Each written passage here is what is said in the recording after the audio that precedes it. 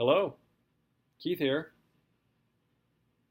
Happy St. Patrick's Day early. I'm wearing a hat and just in everyone's honor. I'm half Irish, but I avoid those madding crowds every year. It's just not worth it.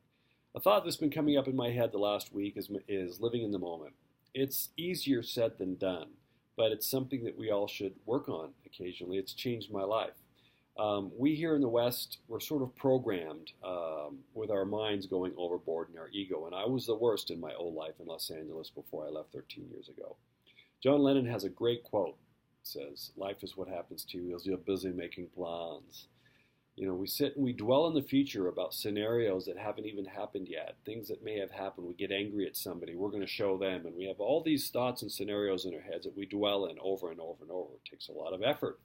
And then the past, we do a lot of things that we regret. We dwell in the past of things that happened we wish could happen again. And we're sitting there in the past and the future, but we're missing now, this moment. Whoop, did you see that? That moment just left. So this moment is key. It's all we have. It's tangible. So once we start slowing down and living in the moment, then wonderful things start happening. Perspective changes. You start to see life differently.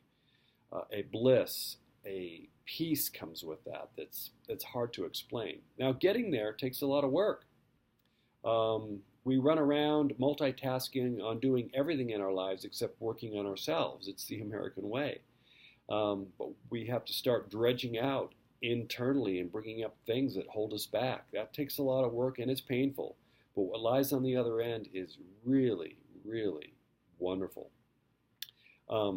Meditation, taking deep breaths, yoga, anything. And meditation does not necessarily mean you have to sit in a lotus position on a mountaintop saying Om all day. It's anything that takes our mind out of the 60,000 thoughts we have a day up here.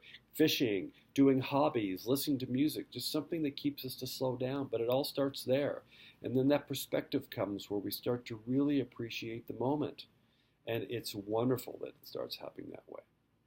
So I'll be talking a lot more about this down the road. And I hope you all have a great St. Patrick's Day, and we'll talk soon.